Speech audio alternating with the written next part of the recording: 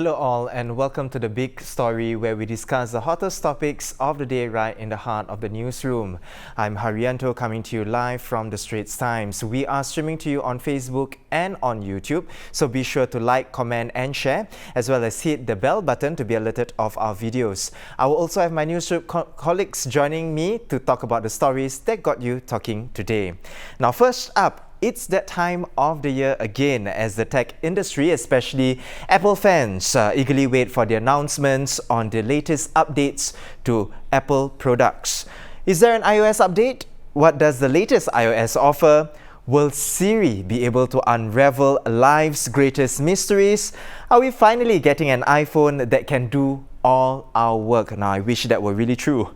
What we do know now is Apple is ending iTunes. In the 2-hour keynote at San Jose Convention Center, Apple also laid down the latest offerings, including the updates to Apple's software and new hardware to look out for. To share more on these offerings, I have with me tech correspondent Yip Wai Yee. Welcome, Wai Yee. Hi. So Wai Yee, tell us, what is going to happen now that Apple is shutting down iTunes? What's next? Right.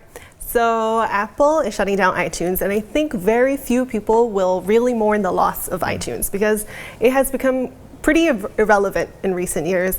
The way people consume music now is through streaming.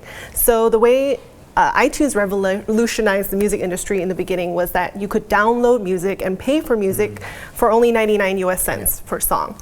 At the time, it was just mind-blowing because music piracy was rife at the time. But now people just stream music and it's much cheaper and it's easier. So I think very few people use iTunes these days, except to back up their phones or to sync their phones.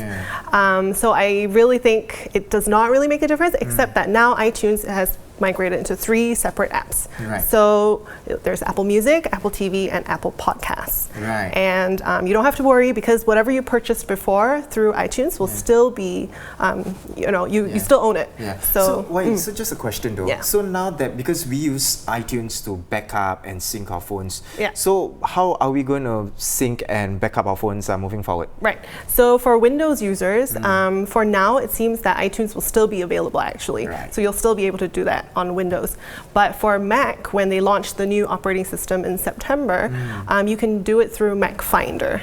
So you can still definitely back up, or you can of course back up through iCloud. Right, there you go. And so of course, apart from the announcement that Apple is ending iTunes, what are the other takeaways from the keynote address this morning? Okay, so for example, one thing is that they're launching iOS 13, which is the new iPhone operating system.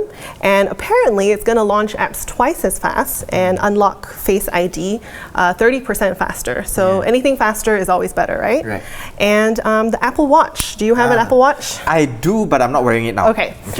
So Apple Watch is getting its own app store, and that means that you can download apps directly on your wrist without doing it through your phone and then syncing it again. It's just easier to use. And and I understand that there is also the dark mode about the iOS. What is that? Okay, the dark mode is very simple. It's just instead of the blinding white background, it becomes black. So the text instead will be white, and so the main screen will be black, which is great if it looks cool, but it's also great if you want to look at your phone at night.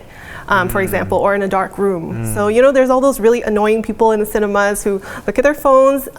This will be helpful so that it doesn't blind other people. Straining to your eyes as well, right? So, with all these announcements that are happening, and even, with the announcement that iTunes is closing down, what are the reactions so far from people? Okay, so there has been very mixed reactions so far. Obviously, a lot of people are very excited about faster and more efficient operating systems. But at the same time, a lot of people are saying, well, Apple's not saying anything new, really. There's nothing really revolutionary this time around. However, one thing that's great is that they have a new privacy feature called Sign In with Apple. And the way this works is that when you next time when you want to, sign in for things or whatever, sites and apps who ask you for your email, you don't have to give it to them. You can choose to opt out, and Apple will actually forward them a random email. So they'll generate an email to mask your identity. Okay. So that's always great. I mean, we don't want to give up too much of our personal Yeah, especially in this era where there's a lot of all this compromising data online and all that, right? So it helps with privacy issue. Exactly. I'm just looking, glancing through all the comments right now. People are again asking, now that iTunes is stopping, how do we back up once again for viewers out there who've missed the front part? Yeah. Okay. So you can back up your, if you use Windows PC, you can still do it through iTunes for now. So I guess until they figure out what they're going to do with iTunes for Windows, you can still continue to do that. But if you're a Mac user, when the new operating system launches in September, you can do it through Mac Finder. Mac Finder. Yeah. Okay, so there you've heard it from Wai Yee. For Windows user, iTunes is still available for you to do so. For now. For Mac users, with the new iOS, you can do it via Mac Finder, or like you said, the third way which is to do it through iCloud. Yeah. Right?